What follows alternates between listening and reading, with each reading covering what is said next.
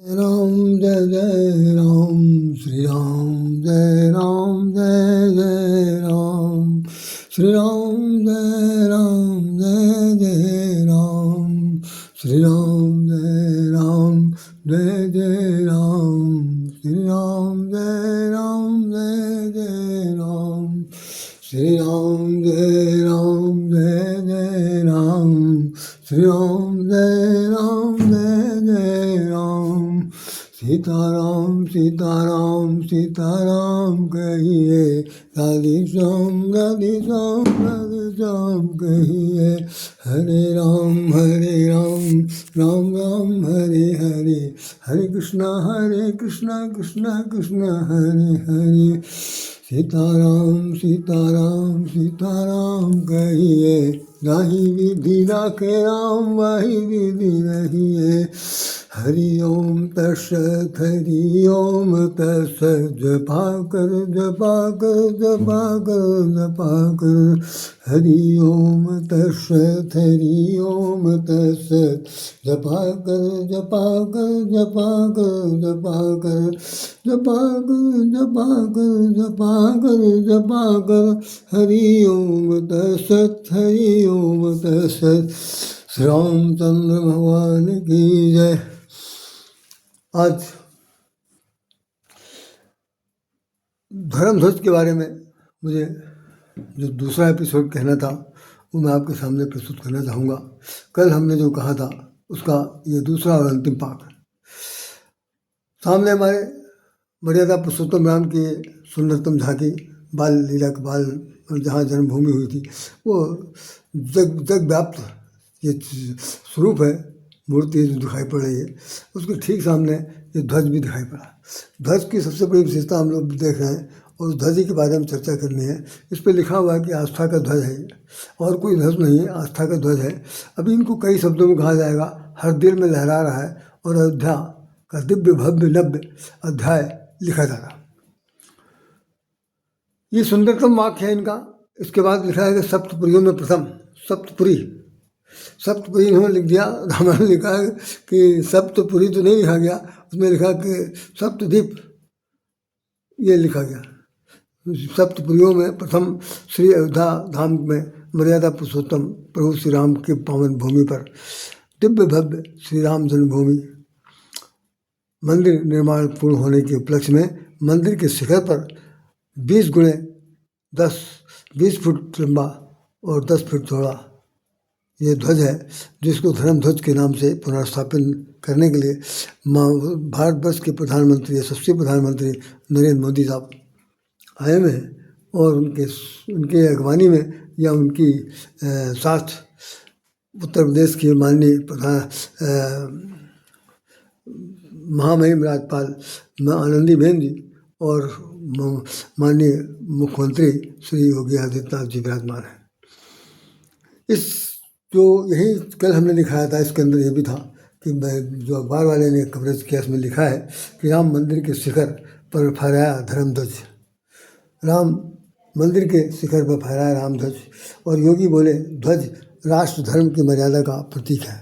योगी साहब का कहना है कि धर्म जो ध्वज है ये राष्ट्र धर्म का ध्वज है और उसकी मर्यादा का प्रतीक है। ध्वज राष्ट्र धर्म की मर्यादा का प्रतीक। इसमें श्री मोहन भागवत साहब ने भी अपनी अगवानी में बहुत कुछ कहा है। आज के कितने ही लोगों के स्वर्ग आत्मा तुम तृप्त हुई होगी। आज वास्तव में अशोक सिंघल जी को शांति मिल रही होगी। मोहन भागवत आरएसएस के प्रमुख अशोक सिंघल इसके अगवाई करने वाले जिस वक्त ये बाबरी मस्जिद तोड़ी गई थी उसमें सिंघल साहब का बहुत ज़्यादा प्रमुख नाम आया था। मेहमानों में हर वर्ग की नुमाइंदगी की गई है, ये बात यहाँ पर लिखा गया। तो जिसमें खासतौर से लिख रहे हैं कि खासतौर से जो लोग आए उसमें हमारे मोदी साहब ने जो अपना भाषण दिया करीब 1 घंटे तक उन्होंने बोले थे। उसमें उन्होंने जो सबसे मुख्य बात जिसको हमारे अखबार ने कवरेज किया है वो बता रहे हैं कि साहब कि हमारे राम भेद से नहीं भाव के भूखे हैं, भाव से जुड़ते हैं। हमारे राम भेद से नहीं भाव से जुड़ते हैं, ये मोदी साहब कह रहे हैं। पीएम मोदी ने सबसे पहले सप्तमंडल ने पूजन किया, अर्चना की। व्यापी के अलावा व्यापारी दलित ये शब्द सुन लिए जिसके पर काफ़ी कल चर्चा हमने की थी। उस जो लोग बुलाए गए थे उनमें करीब 10,000 लोग थे टोटल, ऐसा कुछ अनुमानता है, या कुछ और ज़्यादा बढ़ गए होंगे, क्योंकि विड़म्बना थी उतनी नहीं थी जितना जिस वक्त स्थापना हुई तब हुई थी। तो वीआईपीओं के अलावा व्यापारी लोग आए थे जिन्होंने इसमें मंदिर में अपना पैसा लगाया। दलित वर्ग के लोग थे और जो समाज से वंचित लोग हैं उनको सामने रखा गया। जो किन्नर समाज के लोग हैं उनको शामिल किया गया। और अघोरी उसे कहते हैं जो खास तौर से इनका भी एक अखाड़ा होता है और वो अवघड़दानी कहलाते हैं, अवघड़ होते हैं बिल्कुल। फक्कड़ उनका कुछ मतलब कोई ऐसा तौर तरीका कहना चाहिए कि सन्यासों से हटकर होता है। अघोरी समुदाय के लोग बने मेहमान बने थे। यहाँ पर दिखाई पड़ा मंदिर के पास कि ये लोग ध्वजा फहरा रहे हैं। ध्वजा फहरा रहे हैं, उनकी चीज़ देख रहे होंगे। अगर आपको दिखाई पड़ा, बहुत नज़दीक से मैं दिखा रहा हूँ कि ये देखिए ध्वजा फहराते हुए दिखाया जा रहा है। वो बटन है उसको दबा दिया गया, उसके बाद तागे से वो रस्सी के सहारे झंडा ऊपर की तरफ जा रहा। ये मंदिर का भव्य मंदिर है जिस पर है।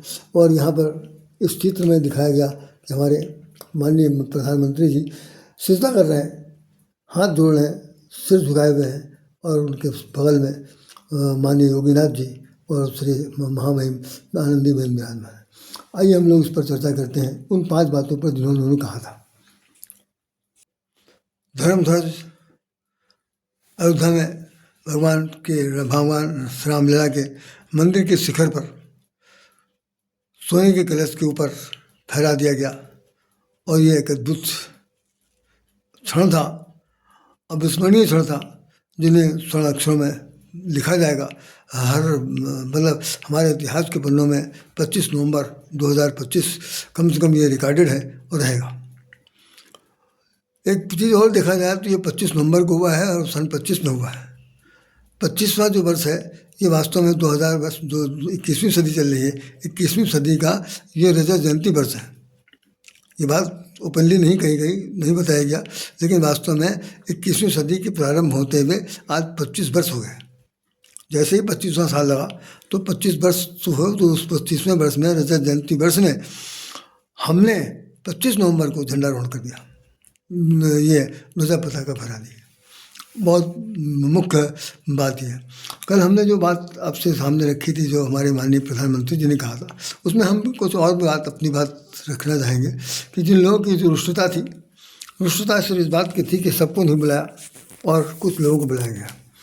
तो जिन लोगों को बुलाया गया वो लोग कौन थे, उसमें इसमें लिखा हुआ है कि खास तौर से वो व्यापी जो जितने उनके अपने होंगे वो होंगे। जिन लोगों ने पैसा लगाया है व्यापारी वो लोग थे, किन्नर समाज के लोग थे, जो दलित वर्ग के लोग थे, और जो उसमें बता रहे हैं कि जो बहुत ही वंचित किस्म के लोग हैं जिनको समाज में बिल्कुल एक तरह से उपेक्षा की दृष्टि से देखा जाता है, न्यूनतम श्रेणी में आते हैं, वो लोग थे।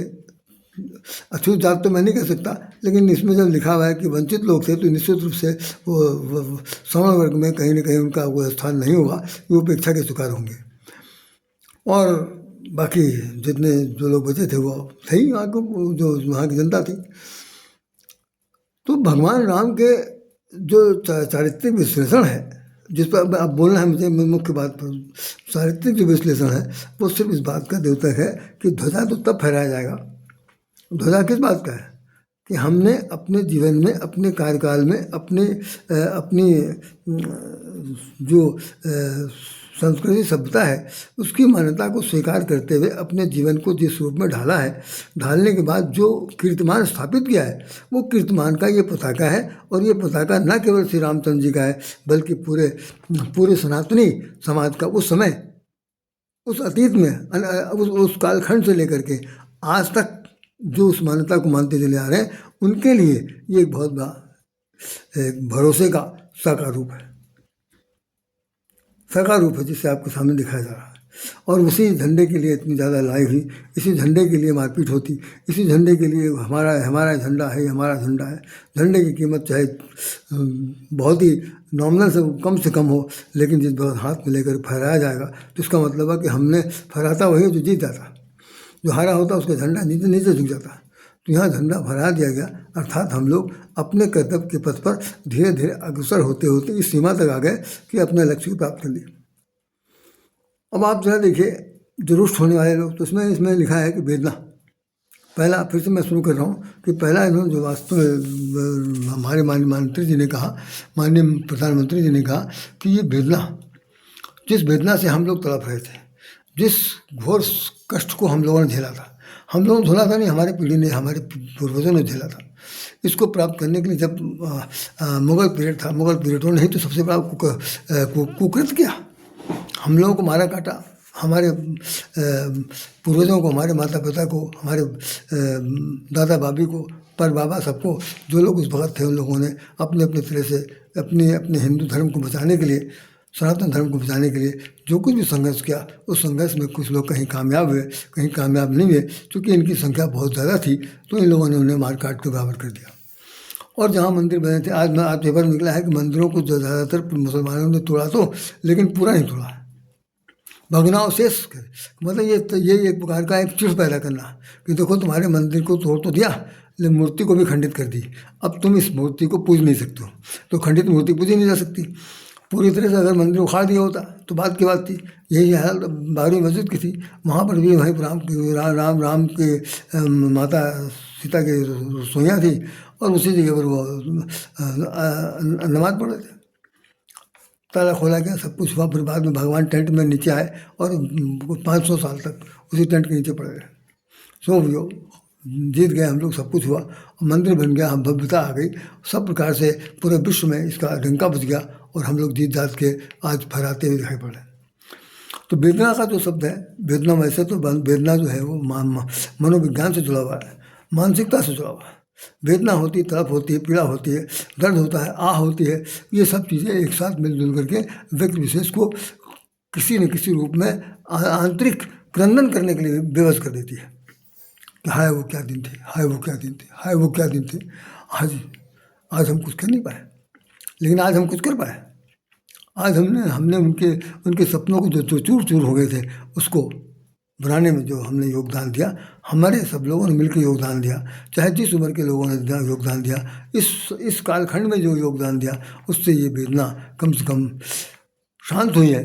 और जो बताते हैं कि जो हमारे पूर्वज जो मृत आत्माएँ हैं, जो जहाँ जहाँ कहीं पर चली गई हैं, यदि वो शांत होंगे तो उनको ये देख करके शांति मिलेगी कि हमारे बच्चों ने इस तरह काम, जैसे एक हमारा आता है जिस वक्त राष्ट्रीय पर्व आते हैं, उसमें आते हैं, हम लाए हैं तूफान से कश्ती निकाल के, हम लाए हैं तूफान से कश्ती निकाल के, रखना मेरे बच्चों इसे संभाल के, ये लाइन गाई जाती है।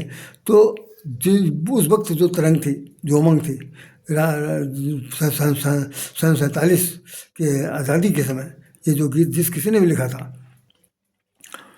उसकी भावनाओं में का विशेष रूप से हमें नमन करना चाहिए कि लाए हैं, वो आपको एक्सेप्टेंस दे रहा, लाए हम कश्ती निकाल के, कहाँ से, भंवर से, कहाँ से, जुल्मियों के हाथ से निकाल के ये नौका लाए हैं, तो इसको रखना है, हम रहें चाहे न रहें, हमारे बाद भी इसे रखना है संभाल के। तो संभाल के रखना है, ये हमसे आश्वासन लेना चाहते हैं, ये हम हमारे दृढ़ संकल्प को खास तौर से पुनर्जीवित करना चाहते हैं। इस गाने के अंदर ये लिखा हुआ। आज भी यही स्थिति है कि जो उन लोगों ने सपने देखे थे, उस सपने को हमने साकार करके दिखाने में जो भूमिका अदा की है, इसलिए उनकी वेदना को अब शांति मिलनी चाहिए। पहला तो प्रधानमंत्री जी ने इसी तरह कहा था, उनकी भाषा अलग थी, मेरी भाषा अलग है, अब तो सेंस यही है। दूसरा ये है कि जड़ से कटने के बाद इतिहास मिट जाता है। जड़ एक ऐसी चीज़ है, हमने कल बताया था, शायद आपको शायद संज्ञान में आया होना हो, कि जड़ उसे कहते हैं, जड़ किसी भी पेड़ का जड़ होता है, तो उसमें एक बात बड़ी खास कही कि जिसकी जड़ धरातल के ऊपर होते हैं, पृथ्वी के सतह से जुड़े हुए जड़ होते हैं और उनकी गहराई बहुत कम होती है, वो जड़ किसी भी प्रकार की आंधी और तूफान में वो धराशायी हो जाते हैं। और जिनकी जड़ें बहुत मजबूत होती हैं, जिनकी जड़ें गहराई तक होती हैं, जिन्होंने गहराई नाप रखी है, उनको कोई भी तूफान आए, कोई भी अंधेरा आए, उन्हें आसानी से गिरा नहीं सकता। अत्ते पत्ते तो टूट टाट के गिर जाएंगे, लेकिन पेड़ को नहीं कोई गिरा सकता। आंधी की ये आंधी किसको भी हरा दे। तो जो होता नहीं, जो तूफान से लड़ ना सके, हम उसे दिया नहीं कहते। एक कवि साहब ने लिखा था, जो तूफान से लड़ ना सके उसे हम दिया नहीं कहते। जो तूफान से सामना न कर सके उसे हम वीर प्रवर नहीं कहते। ऐसा उनका कोई लाइन थी जिसमें लिखा था। तो मैंने उसको पढ़ा। वही चीज़ आज है कि जैसे आप देखेंगे एक समय ऐसा आता है कि जब आंधी आती है तो जो जिनकी पेड़ की जड़ें सतह से ऊपर होती हैं वो टूट के गिर जाती हैं। आपने सबने देखा होगा। तो कह रहे हैं कि हमारी जड़ अगर मजबूत नहीं है, हमारी हमारी यहाँ जड़ता से तात्पर्य बिल्कुल नहीं है। हमारी नींव सोच की, समझ की, कर्तव्य की, निष्ठा की, धर्म की, आस्था की, संकल्प की अगर पूरी रूप से हमारे अंदर दृढ़ता नहीं है, दृढ़ संकल्प नहीं है, तो अपने किए हुए कर्तव्य के प्रति विश्वास नहीं है, डगमगाहट है, विचलन की स्थिति है, तो निश्चित रूप से हमारा जड़ जो है वो हर हालत में कैसा होगा, डगमगाहट भरा होगा और उसे टूट जाने में कोई भी क्षण नहीं लग सकता, कभी हो सकता है। तो हमें अपनी जड़ से माने हम जिससे उत्पन्न हुए हैं, जो हमारा ओरिजिनेट करने वाला है, जिसने हमें जिस उद्गम कह सकते हैं, जिस स्रोत से हम उत्पन्न हुए हैं, उस स्रोत के अंदर की गहराई अगर हमारी नहीं है तो हम उसी जड़ के ही तो पौधे हैं, उसी जड़ के तो हम शाखाएँ हैं। तो निश्चित रूप से हमें तभी हरा भरा देखा जा सकता है कि जब जड़ के अंदर पानी जाए। और एक बड़ी भारी बात बताई जाती है कि जब जड़ को सींचते हैं, पेड़ को ऊपर से पानी डालेंगे तो पेड़ नहा लेगा, लेकिन जब जड़ में पानी डालेंगे तो देखेंगे जड़ में पानी डालने के बाद वो जितने भी उसके अंदर हैं, शाखाएँ हैं, कोपले हैं, पत्तियाँ हैं, टहनियाँ हैं, फूल हैं इत्यादि जो कुछ भी है, वो सब जो है वो हरी भरी हो जाती है। तो जड़ में पानी जाना चाहिए। कौन सा पानी? सुमन वाटिका बागवन सिंचत, तो उसमें चौपाई लिखी है, दोहा लिखा हुआ कि सुमन वाटिका, और उसके अंदर ये है कि लोचन बाढ़, नेत्रों के आंसुओं से हमने उसको सींचा है। तो भाई जिसने वेदना सहाय किया होगा उसने उसको जड़ तक सींचा होगा, और उस सींचे हुए जड़ में जो ममत्व होगा, समत्व होगा, अपनत्व होगा, उसके अंदर रक्ताप की स्थिति होगी, और निस्संदेह वो जड़ जो है वो जड़ नहीं बल्कि वो अपने आप में बहुत ही मजबूत नींव होगी। तो कह रहे हैं कि जिसकी जड़ खत्म हो जाती है उसका इतिहास खत्म हो जाता है। निश्चित रूप से ये हमारा इतिहास खत्म करने वाले कौन से लोग हैं कि हमारी जड़ उस वक्त कमज़ोर थी। हम लोग आपस में कुछ ना कुछ भेदात्मक स्थितियों में पैदा हुए। नतीजा ये हुआ कि जो विधर्मी थे या जो सत्ता चलाने वाले लोग थे, उन्होंने हमारे इतिहास के पन्नों को फाड़ फाड़ कर फेंक दिया। भाषाई विविधता खत्म हो गई। हमारे इतिहास के अंदर जो संस्कृत के श्लोक थे, जो साहित्य था, जो शास्त्र था, जो वेद पुराण थे, उन सभी वेद पुराणों को भी उन्होंने ध्वस्त कर दिया और अपनी एक संस्कृति चलाई जिसका नाम था इंग्लिस्तान। वो संस्कृति चलाई जिसका नाम था क्रिश्चियनिटी। वो ऐसी संस्कृति चलाई जिसका नाम था इस्लाम। तो इन सब तीनों को मिला करके चलाया और हिंदू धर्म को उन्होंने गौड़ बना दिया, अर्थात इट इज़ न्यूट्रल, इसमें कोई दम नहीं। तो वही वो प्रधानमंत्री जी ने कहा कि जब अगर हमारी जड़ कमज़ोर होगी तो निश्चित रूप से हमारा पेड़ जो है ध्वस्त हो जाएगा, हमारा इतिहास खत्म हो जाएगा। तो हमारा इतिहास अजर रहे, अमर रहे, सबके सामने आए। जैसे लोग बताते हैं कि जो लोग आए थे विदेशी, वो लोग जाते समय अंग्रेज लोग बहुत सारी हमारी धार्मिक पुस्तकें उठा ले गए, बहुत से हमारे शास्त्र उठा ले गए, और उन्हीं शास्त्रों को ले जाने के बाद उसके अंदर से विज्ञान निकला। विज्ञान के आधार पर बहुत सारे जो आविष्कार हुए वो सब उन्होंने उसी किताबों से पढ़ के किया। हवाई जहाज़ कैसे चला, पुष्पक विमान कैसे चला, वो सब उसके अंदर सब लिखे हुए हैं। उन शास्त्रों को पढ़ा। हम लोग जो शास्त्र को मतलब नहीं पढ़ने दिया नहीं गया। विद्यालयों में उस तरह का कोई ऐसी स्कीम ही नहीं बनी कि हम उन सब चीज़ों को पढ़ाते हैं। हमारी जो संस्कृत सभी भाषाओं की जननी है, उसको तो जननी पन्नी सब खत्म, उन्होंने अपनी जो भाषा चलाई उसके अंदर संस्कृत खत्म हो गया। आज संस्कृत को पढ़ने के लिए इक्का दुक्का लोग मिलते हैं, संस्कृत का कोई ज्ञान नहीं। अगर मैं कहता हूँ, अगर विश्वास माने आप, अन्यथा ले, अगर यद्यपि आदि कवि माँ वाल्मीकि जी ने संस्कृत में रामायण लिखी, उन्होंने इतिहास लिखा, उस इतिहास को कोई नहीं पढ़ा। लेकिन गोस्वामी जी ने सबसे बड़ा काम किया कि उस इतिहास को काव्य में बना करके मर्यादा पुरुषोत्तम राम को नायक और जगजननी जानकी जी को नायिका बना करके जो विधर्मी या अत्याचारी रावण था, खलनायक नायक की जो भूमिका उन्होंने उसमें लिखी, कम से कम वो सुबोधगम्य है, सुबोधगम्य है, भाषाओं में जो कि प्रवाह है, इसको पढ़ करके हम लोग सब कुछ भी बन सकते हैं। तो साथ साथ जल खत्म हो गया। अब आपके बाद आता है राम का आदर्श। राम के आदर्श के बारे में मैं बताऊं, अभी मैं ध्वज पर नहीं आया, ध्वज की बात नहीं कर रहा हूँ, उससे बीच से पांचों बातों को बता खत्म करूँगा। आदर्श राम का, राम ही एक ऐसे मर्यादा पुरुषोत्तम, राम का आदर्श सबसे बड़ा आदर्श है। भगवान श्री कृष्ण इस धरती पर पैदा हुए, आदर्श उनका भी है, चरित्र उनका भी है, लेकिन वो ना चरित्रधारी हैं, ना वो आदर्श की कोई बात करते हैं, वो लीलाधारी हैं। उनके जीवन में जो काम हुआ है, हालांकि वो नियम के बहुत पक्के हैं, तो योग के कहें परम योगी हैं वो, लेकिन उनका जो चिंतन है वो इतना व्यवहारिक है, इतना व्यवहारिक है कि वो अन्यथा नहीं, आप उसका कहते हैं टिट फॉर टैट, अभी तुरंत इसे अभी जो अगर गलत है तो गलत को गलत कहते हुए रोका नहीं जाना चाहिए, उसे तुरंत खत्म कर देना चाहिए। और उसके लिए वो करते हैं। सारे जितने भी पुरातन प्रारंभ से लेकर देखिए, जिस वक्त उनका बचपन गुजरा, कौन किसी को बकासुर को मारा, कभी किसी को मारा, कभी किसी को मारा, कभी पूतना को मारा, जो आया उसको मारते चले गए। क्यों? उनके जीवन में जो बाधक आया उसको छोड़ा नहीं। राम के जीवन में जो बाधक आया उसके बारे में तो बहुत कुछ है कि वो हर जगह पर समझौते की बात करते हैं। ये उनका आदर्श। महाभारत के दोहरा भी, और वो अर्जुन से वार्तालाप करते हैं, खड़े हो जाओ, जो मैं कह रहा हूँ वो करो, सर्वधर्म परित्यज्य, सारे धर्म को त्याग करके मैं जो कहता हूँ उसे करो, तुम उठो और युद्ध करो।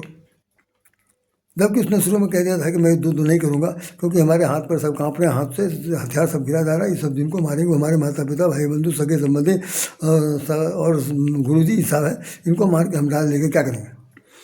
भगवान ने कहा कि आपकी समझ में आ रहा नहीं आ रहा, समझ में आ रहा नहीं आ रहा, ये लोग आए मारने के लिए, ये सब मारने के लिए आए, और मारने के लिए सिर्फ इसलिए आए कि अगर तुम मिशन यहाँ से ये छोड़ के भागोगे तो सबसे ज़्यादा तुमको कार समझेगा, तुम्हारा जो गांडी धारी बने हुए हो, आज से सबसे ज़्यादा बेइज्जती होगी, और उससे ज़्यादा बढ़कर कोई अब मरा हुआ कुछ जीते जी मर जाओगे। इसलिए अब तुम्हें ये नहीं देखना है कौन अपना है कौन पराया है। सत्य की लड़ाई है, कुरुक्षेत्र धर्म क्षेत्र, कुरुक्षेत्र धर्म क्षेत्र है, ये धर्म का क्षेत्र है। यहाँ पर हमें कुरु मने करना, करो, धर्म के नाम पर करो, और युद्ध के लिए तैयार हो जाओ, खुल्लम खुला चुनौती। राम ऐसा नहीं करते। आदर्श की बात हो रही है, राम के आदर्श पर उन्होंने बहुत देर तक बोला था। मैं आज आपको बता दूं कि रामचंद्र जी से 2-3 उदाहरण दूंगा, क्योंकि पूरे रामचरितमानस में अगर हम ये कहते हैं कि इन्हें धर्म पर चलना सिखाती रोज रामायण, तो रामायण से बढ़कर शास्त्र को है ही नहीं।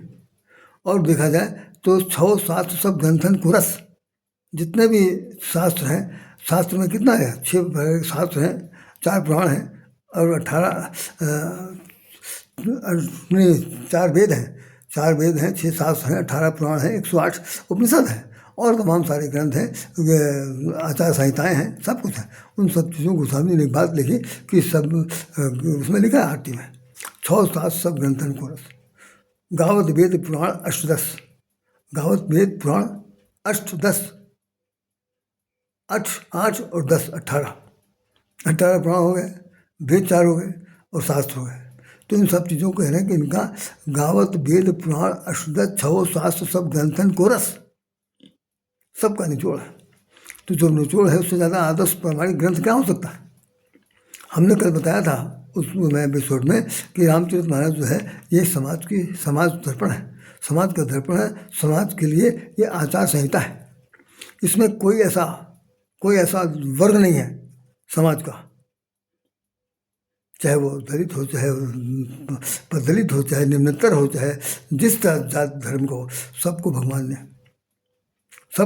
ने गले से लगाया, और गले से लगाकर सबको एकजुट किया। लिखा हुआ है कि राम भालू कब कटुक बटोरा मैंने इकट्ठा किया। तो जो इकट्ठा कर सकता है बिखरे हुए लोगों को, या यूँ कह लीजिए कि मतैकता से जो दूर हो चुके हैं उन लोगों को, यह जो समाज की जो भव्यता है उससे कोसों दूर हैं, अनजान हैं, जंगली जातियाँ हैं, भील वनवासी हैं और केवल अपने पापी पेट के लिए काम करने वाले लोग हैं, जिनको समाज के रेस से दूर दूर तक कोई सरोकार नहीं है, उन सबको उन्होंने इकट्ठा किया। इस बंदर जो कहते हैं वन में रहने वाला अनर, बानर, भालू क्या है, देखा प्रतीक में तो भालू दिखा दिया गया, लेकिन दोनों सबको पुरुषार्थी कहा, उन सबसे काम लिया। अब आप जरा देखिए आदर्श के पहला उदाहरण देखिए। सुग्रीवई मोहि बिसारी, सुग्रीवई मोहि बिसारी, पावा राज को से पुरनारी। बंदर है, उसको बाली को मार करके उन्होंने उसका राजपाट लौटा दिया। उसकी पत्नी का अपहरण कर लिया था बड़े भाई ने, वो उनको दिला दिया। और 4 महीना बीत गया, चौमासा समाप्त हो चुका है, बरसात खत्म हो गई है, और अब उन्होंने कहा था कि भाई हमारा ये काम भूलना नहीं, ये काम करना है। उन्होंने शुरू कहा था, क्या कहा था,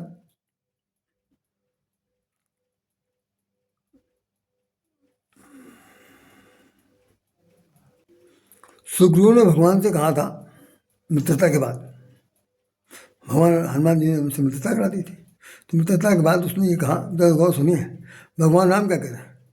सखा सोच बल त्याग मोरे, सब विध घटब काज में तोरे। कहाँ सुग्रीव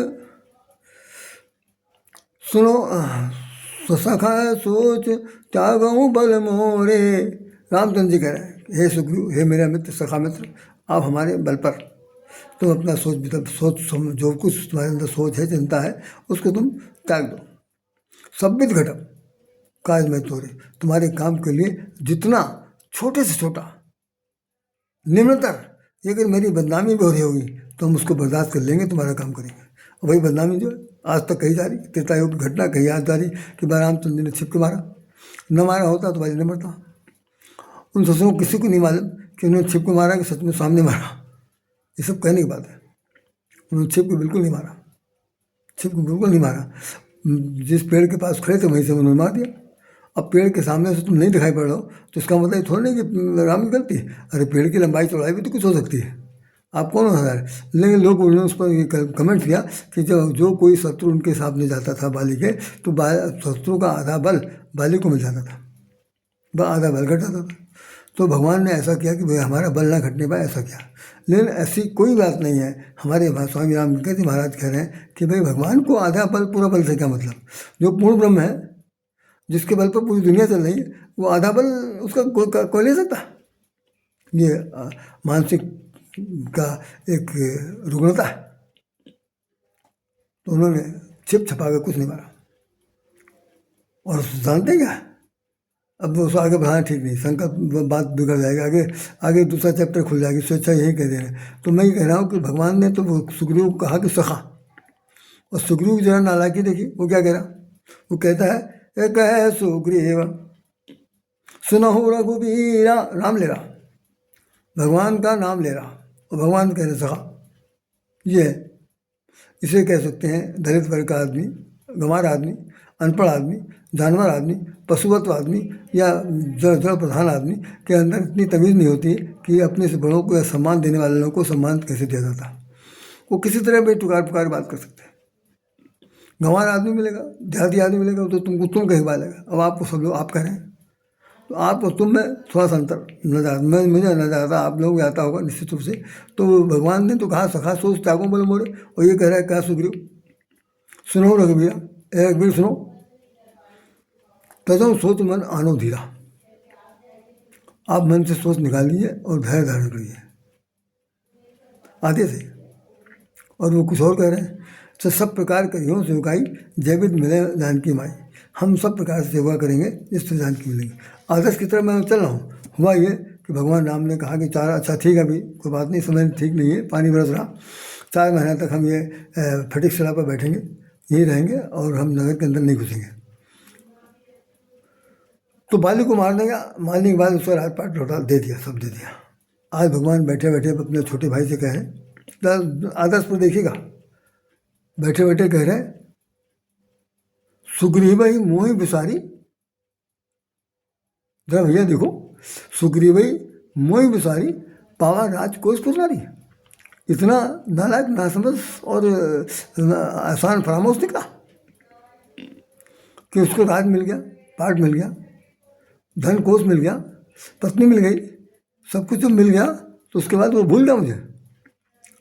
यहाँ पर अंडरलाइन करिए, सोचने समझने की कोशिश करिए कि भगवान को अपना भक्त याद है, भगवान को अपना जो जिसको उन्होंने सखा बनाया है कि पावक साखी दे के जोड़ी पीत रहा है।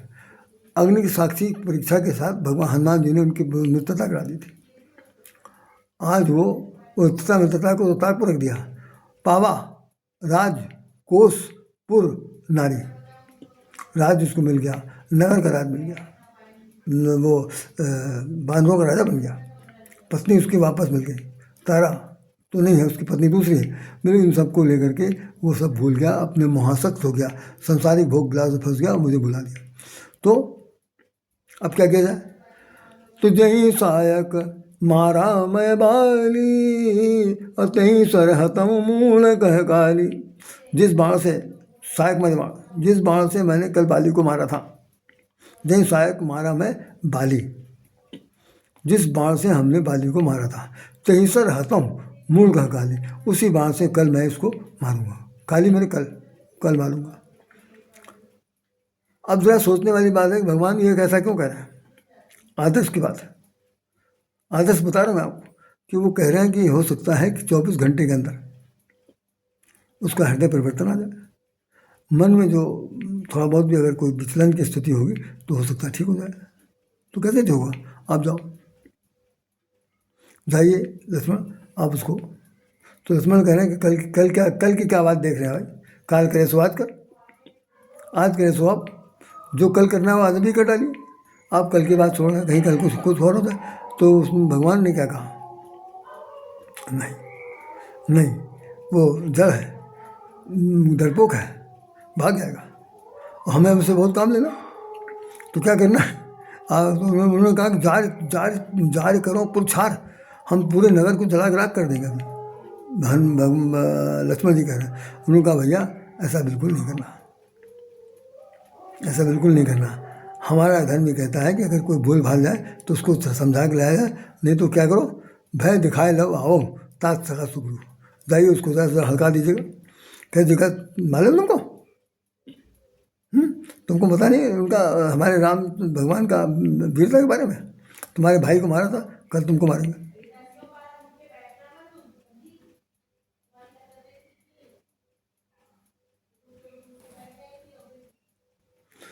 तो उन्होंने अपने भाई लक्ष्मण से कह दिया कि उसको भय दिखा के यहाँ ले आइए। चाहे तो मार सकते थे, लेकिन उनका मर्यादित आदर्श है, उन्होंने अपने सखा को जिससे हाथ पकड़ा उसको सजा नहीं देना चाहते। मर्यादा के दूसरे सीमा पर देखिए कि रावण रथी, अब हम बता रहे हैं, रावण रथी विरथ रघुवीरा, देख विभीषण भय बधिरा। जितने लोग जानते हैं रामायण में गीता कुरुक्षेत्र में बोली गई, और एक गीता है जो रामायण में है जिसका नाम राम गीता। गीता 11 प्रकार के हैं, उन गीताओं में दो, इस गीता के बारे में किसी को जानकारी नहीं है। लंका कांड के अंदर गीता जो है वो राम गीता के नाम जानी जाती है, जिसमें भगवान राम ने उनको विभीषण को उपदेश दिया था। भगवान राम और रावण आमने सामने खड़े हैं, रावण रथ पे है और भगवान जो है वो पैदल है। उनको देख करके विभीषण को बहुत दुख हो रहा। रावण रथी विरथ रघुवीरा, रावण रथी विरथ बिना रथ के, विरथ रघुवीरा देख विभीषण भय बधिरा। विभीषण को बड़ा अफसोस हुआ कि ये, उन्होंने कहा महाराज आप कैसे लड़ाई लड़ेंगे? अरे भाई इसका रथ है, इसके हाथ पैर सब दुरुस्त है और सब तीर कमान सब जीव है, यहाँ से वहाँ सब तरफ भाग सकता है, इसके पास जितना चाहे उधर घोड़ा दौड़ा दे, आप कैसे लड़ेंगे? तो भगवान क्या कह रहे हैं कि उपदेश है, गीता का उपदेश सुनिए, बस यही बता रहा हूँ। अच्छा अभी उपदेश तो बाद में दूंगा। हुआ ये कि भगवान राम ने उसको राम विभीषण से पूछा कि आप एक बात बताइए, लड़ने के लिए तो आप कह रहे हैं मुझे, मैं लड़ूंगा तो है ही, आया हूँ तो तुझसे किस लिए लड़ेंगे, लेकिन एक बात बताइए कि मैं इसको मारूँ कि ना मारूँ? अब तो विभीषण का मन जो था बिल्कुल एकदम हक्का बक्का, ये क्या करें, मारे कि न मारे, रण क्षेत्र में ये बात होगी। अरे जब आए हैं तो जिस उद्देश्य से उसे आए।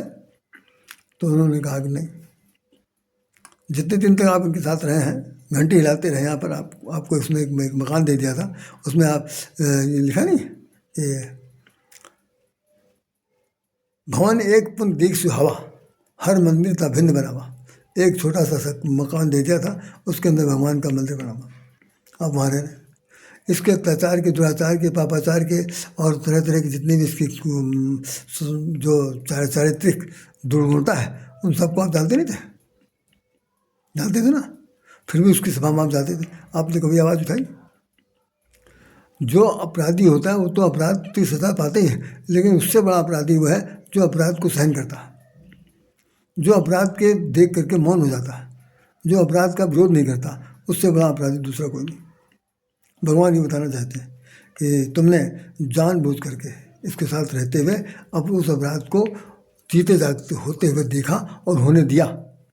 हम लोग क्या भी होता, पड़ोस में किसी तरह कोई अनहोनी हो रही, कुछ भी हो रहा, तो दूसरा पड़ोसी कहता दरवाज़ा बंद करो, हमसे क्या मतलब, दुनिया है, होती रहती, आँख मूंद देते हैं। जिसमें हस्तक्षेप, सामूहिक हस्तक्षेप की जरूरत है, उसमें भी लोग कहते हैं अरे बेकार बुरे फंस जाओगे, भी तुम्हारी पूछताछ होगी, पुलिस पकड़ के ले जाएगी, 2-4 डंडे तुमको मारेगी। इससे अच्छा ये है कि धीरे से हमने देखा ही, और नहा हो सके ताला बंद करो, घर से निकलो।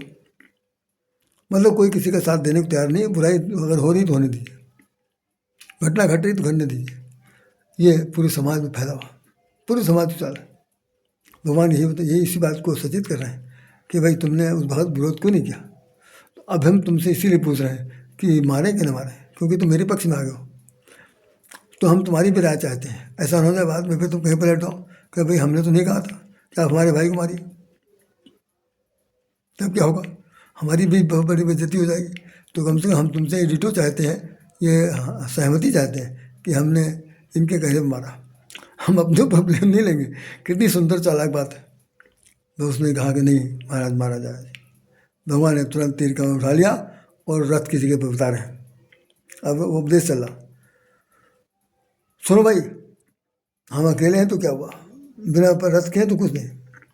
अरे समर संसार है, जीत कहीं सोई वीर, जाके रथ अस होए दृढ़, सुनो सखा मत धीर। ये संसार कैसा है, अजय है, जीता नहीं जा सकता। और जीतने के लिए जितने लोग जीतते हैं उतने लोग हारते हैं। पहले जिसके पास धर्म उसने जीत लिया, उससे बड़ा आया उसने उसको जीत लिया, तीसरा आया उससे बड़ा जीत लिया। मतलब यहाँ धरती पर हार जीत निरंतर बनी रहेगी और ये वो चली जा रही। कभी देवता संग्राम होगा, देवासुर संग्राम होगा, कभी राक्षस लड़ेंगे, कभी देवता लड़ेंगे, कभी मनुष्य लड़ेंगे, कभी दानव लड़ेंगे, कभी ये होगा, कभी वो होगा, फिर भगवान आएंगे वो भी लड़ेंगे। और कुल मिला करके लड़ाई किस बात की, जमीन जायदाद की। जिसके पास छोटी ज़मीन है वो अपनी सीमा बढ़ाना चाहता है, इसलिए जैसे अभी अरुणाचल प्रदेश, अभी पाकिस्तान का, अब अफगानिस्तान का, अन्यथा देखिए मायावती, ये इनका ममता बनर्जी क्या हाल है। ये सब लोग जो हैं क्या है, सब नाम बदले हुए। नतीजा है सबका दृष्टिकोण एक ही है और वो कुछ का कुछ चाहते हैं। तो भाई उन्होंने कहा कि ऐसा रथ चाहिए जो अजय हो, अजय होता है और समर में जीत सकता है। कौन, जो धीर वीर है। अजय समर संसार है, जीत सके सो वीर, जाके रथ अस होए दृढ़। जिसके पास ऐसा रथ होगा वो जीत सकता है। आदर्श का एक उदाहरण और दे दूँ, उसके बाद बताऊँ। आदर्श में उन्होंने कहा, भगवान ने भी उसको अंगद को जब राजनायक दूध बना कर भेजा तो उसने कहा महाराज भेज तो है, बताइए क्या कहना। उन्होंने तुम तो बाली के पुत्र हो, समझदार हो, सबको जानते हो मेरे बेटे, और तुमको तुमने युवराज बना रखा, कहना नहीं, हाँ बताइए क्या कहना। तो भगवान ने क्या कहा, पूरी दुनिया के जितने भी इतिहास हैं, जितने भी ग्रंथ हैं, जितने भी धार्मिक चीज़ें हैं, कहीं पर भी ये उदाहरण नहीं मिलेगा, कहीं नहीं मिलेगा। रामचरितमानस से बढ़कर इस संसार में कोई गाइडलाइन नहीं है जिसमें दिया हुआ। आचार संहिता है, समाजशास्त्र है, राजनीति शास्त्र है, अर्थशास्त्र है, धर्मशास्त्र है और पौराणिक है। इसमें गुरु वशिष्ठ ने कह दिया था अयोध्या के समय में, जिस वक्त भारत मिलने गए थे, कहेंगे हे राम तुम जो कहोगे वही लोकमत, साधुमत और जनमत सब कुछ होगा। तुम्हारे बताए गए प्रत्युत्तर है। लोकमत, साधुमत, वेदमत, ये 3 प्रकार के वेद जो है मत है, ये मत सारे मतावलंबी तुम्हारी बात का कहना मानेंगे। तो ये कौन बताता? ये राम कथा, ये चरित्र बताता। तो अंगद गया और सब कहा गया उन्होंने कि कहिएगा आप कि तात हमार ता सुहित होई, तात हमार ता सुहित होई, रिपुसन करव बत कहिए सोई। हे तात, आप इस तरह की बातचीत करिएगा, बातचीत ऐसे करिएगा, बत कहिए ऐसे करिएगा जिसमें उसका हित सर्वोपरि हो। कौन है भैया आज की तारीख में या किसी भी तारीख में, किसी भी युग में शत्रु का हित चाहने वाला कौन है? तो एक राजा राम है तो एक आदर्श पुरुष राम है। अगर कोई है तो मर्यादा पुरुषोत्तम राम है। ये उनका आदर्श है कि शत्रु का भी हित चाहते हैं। हम लोग भी चाहते हैं, हम लोग भी उसी के वंशज है ना, कि जब कभी कोई आक्रमण हुआ, अभी तक तो हम लोग झेलते रहे, आक्रमण हुआ तो बाबा हमारे साहस का परिचय न लिया जाए, हमारे सहनशीलता का कोई परिचय न ले, मतलब परीक्षा न ले। शेर के मुंह में हाथ डालने वाला भारत, जिससे बना भारत, वहाँ पर इस तरह की बात की जा रही। एक अवाय है, तुमने हमारे 26 मारा, हमने 26,000 मार दिए। शुरू ऑपरेशन सिंदूर चला, अब की बार ऑपरेशन ब्रह्मस्त्र चलेगा, फिर ब्रह्मरुद्र चलेगा, उसके बाद ब्रह्म चक्र चलेगा, सब कैसी तैसी हो जाएगी। तो मुख खाली बैठेंगे नहीं, लेकिन हम लोग सिर्फ है कि फर्स्ट ऑफ ऑल पहले आपको मौका देते हैं कि ताकि हम देख तो लें कि हमारा विपक्षी कितना बलवान है, तो हम अपना पक्षी शुरू करें। यह आदर्श की सीमा है। भगवान चाहे सब कुछ हो गया, बाली वाला घटना बता दिया, सुग्रीव के बाद बता दी हमने, उनके पुत्र के बाद बता दिया, रावण के बारे में बता दिया। अब क्या है कि राम ने लंका जीत लिया। आदर्श देखिए, वहाँ जब आता है ना कि अस्कई राम तिलक तई सारा, सुमन विश्व न भैया पारा। रावण का भाई जिस वक्त विभीषण आया तो तुरंत भगवान ने वहाँ से समुद्र से जल मंगाने के बाद तिलक कर दिया। कहने लगा तुमको आज से हमने लंकेश मनोनीत कर दिया। जितना इनको है लंकेश उसको बना रहे। ये कौन आदर्श है? लेकिन भगवान का ही आदर्श। जीतने के बाद भी उन्होंने कहा कि तुम एक कल्प तुम राज करो, उसके बाद तुम हमारे धाम आ जाना। जीतने के बाद राजपाट उसको दे दिया, उसके बाद चले वापस आ गए। ये राम का काम है। किसी की कुछ एक भी तिल लेना नहीं चाहते देने के सिवा। यह आदर्श इस धरती पर राम के सिवा दूसरा कोई जीवन तक बना नहीं सकता। तो इस आदर्श की बात जो की गई वो यह है। इसमें एक बात और उन्होंने जो कही है,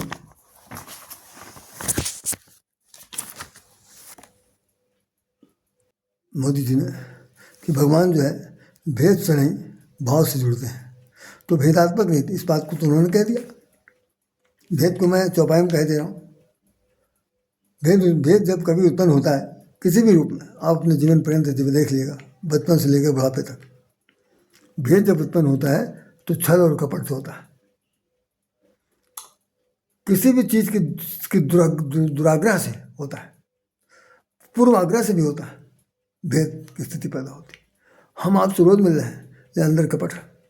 हम आपसे रोज़ मिल रहे हैं, तो हाँ हाथ में आओ भाई, लेकिन धुल काट रहे हैं। धुल काटने में एक दूसरे को कह रहे हैं कि भाई इनको छोड़ना नहीं, इनके पर काट देना, बता भी रहे हैं। और भाई मन में राम बगल में छुरी, देखो लड़कों क्या दस्तूरी, कि भाई मुंह में तो राम राम राम राम राम, और अंदर से है हाथ में लिए हथियार कि अभी पलटे गला काट दें। ये जो चीज़ है ये भेद नहीं था। तो मोदी जी ने तो बताया नहीं, उसको मैं बता दे रहा हूँ कि भेद के द्वारा अगर किसी का भेद है तो भगवान उसको नहीं मिलेंगे, भगवान मिलेंगे तो भाव से मिलेंगे। राम ही केवल प्रेम प्यारा, जान लो जो जाना हारिया। जो जानना चाहता है वो जान ले कि राम भगवान प्रेम से मिलते हैं।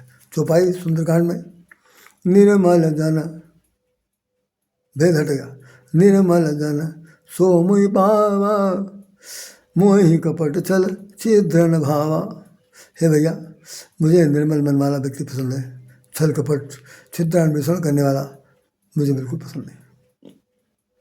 तो ऐसा व्यक्ति राम है। अब इसके बाद 5वीं बात खत्म हो गई है। अब जो मैं जो ध्वजा फहरा रहे हैं हम लोग, वो ध्वजा में एक लाइन लिखी हुई है। ध्वजा को इतनी देर तक हमने नहीं कहा, लेकिन उस लाइन को सुन लीजिए ताकि बात खत्म हो जाए।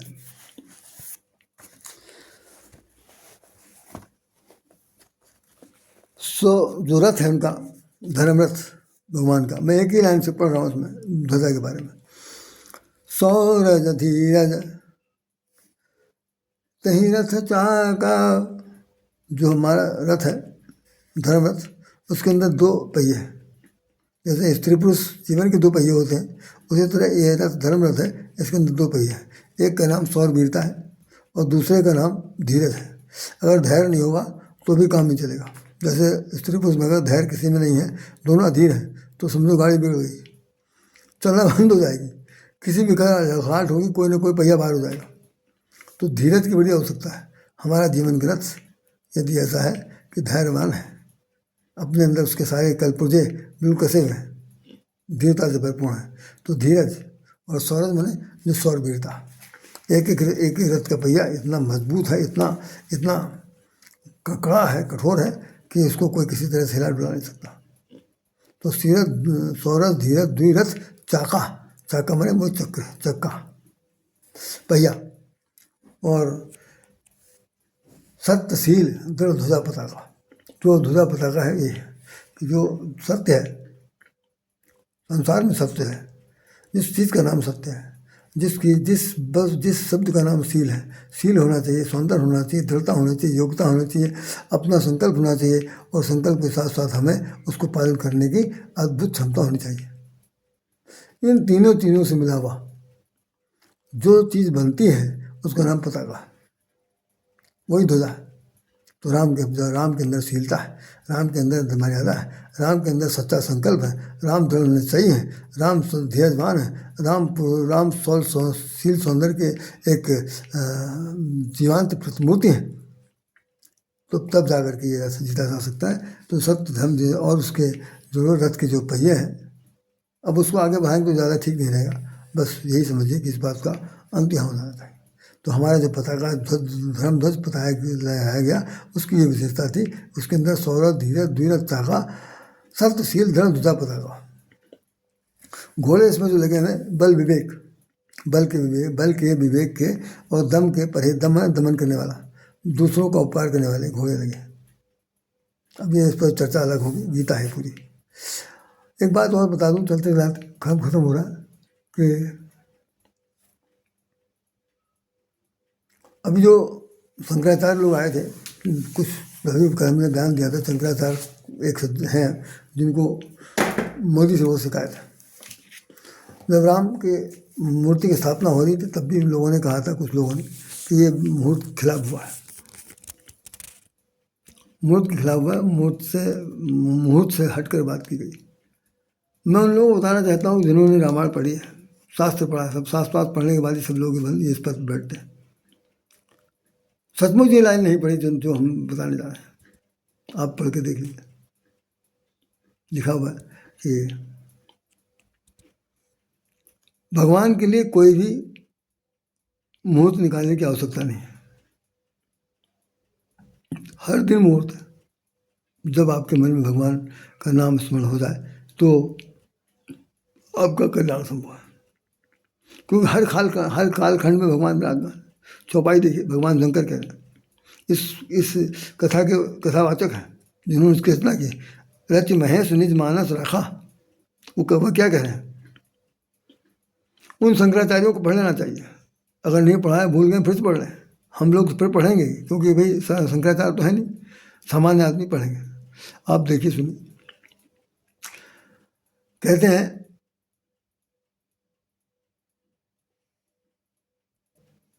देश काल, सब सुनिए, देश काल विदिशहूँ माही, कहूँ सो कहाँ जहाँ प्रभु नाही। ऐसा देश काल कौन सा है? काल माने समय, काल माने कालखंड, काल माने चाहे अमेरिका में रहो, चाहे भारत में रहो, चाहे इस देश में रहो, चाहे उस देश में रहो, चाहे पूर्व में रहो, चाहे पश्चिम में रहो, चाहे उत्तर में रहो, चाहे दक्षिण में रहो, चाहे कहीं रहो, काल हर जगह चल रहा, समय हर जगह विराजमान है। ये बात अलग हो सकती है, यहाँ रात है तो वहाँ दिन है, लेकिन काल तो है, समय तो है। समय परिभाषित कर रहा है।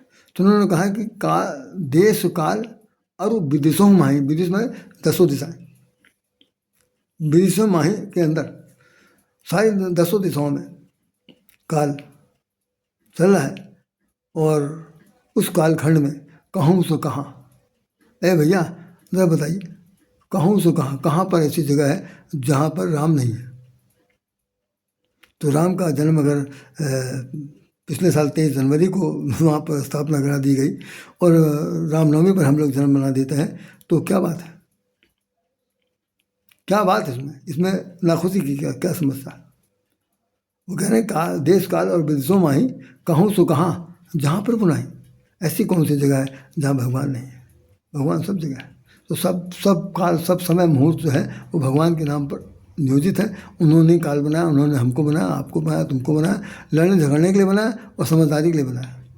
तो ये शास्त्र, धर्मशास्त्र कहता है कि जो कुछ भी है हर चीज़ मुहूर्त में हुई है। जिन शंकराचार्य को आपत्ति है वो कम से कम मैं उनको गाइड नहीं कर सकता, न मैं उनको किसी प्रकार से सलाह देने की हिम्मत रखता हूँ, लेकिन मैं इतना जरूर कहूँगा कि उन्हें रामायण की चौपाई पढ़ लेना चाहिए। देश काल और विदिशों माही, कहूँ सो कहाँ जहाँ प्रभु नहीं। बालकांड में, बालकांड के अंदर हम भगवान शंकर ने पार्वती जी को कथा सुनाते समय कहा। बाकी सब लोग चैप्टर देखते रहें तो हमारा जो ध्वज पताका है फहरा दिया गया, और ये धर्म ध्वजा का हमेशा इस तरह फहराता रहे हमारे जीवन में, आपके जीवन में, आने वाली पीढ़ी के जीवन में, सनातनियों के जीवन में फहराता रहे। लेकिन ध्यान रखिएगा, अब जाग गए हैं तो जागते रहना है। अगर किसी ने भी जरा भी कोताही बरती तो निश्चित रूप समझिए कि मुंह की खाने में देरी नहीं लगेगी, देरी बिल्कुल नहीं लगेगी, और बहुत बड़ी सारे किए धरे पानी फिर जाएगा। तो सबको जय जयकार है, राम की जयकार, राम के आदर्श की जयकार, माननीय प्रधानमंत्री की कही बात का जयकार, और ये ध्वजा की जय जयकार है जो हमारे आस्था का, भक्ति का, प्रेम का, सत्य संकल्प का और दृढ़ निश्चय का जो प्रतीक है, उसको 100 कोटि बार नमन। आप सबको नमन, हृदय से नमन। जय श्री राम, जय श्री कृष्ण, जय श्री राधे। राधे श्याम आपको हृदय से नमन करता है। अगर मेरी बात कहीं पर अप्रिय लगी हो तो क्षमा कर दीजिएगा। आप ज्ञानी समझकर, और ज्ञान आपके पास है, आप इसको खूब पढ़िए, समझिए, देखिए और जानिए। राधे श्याम फिर से नमस्कार करता। ये मेरा इस धर्म ध्वज के रूप में अंतिम था, इसके बाद अब नहीं बोलूँगा। जय हो। मैं हाँ, उस पर जरूर सुनाएंगे जो राम गीता है, कभी चर्चा हो करेंगे। जय श्री राम, जय श्री कृष्ण, जय श्री राधे।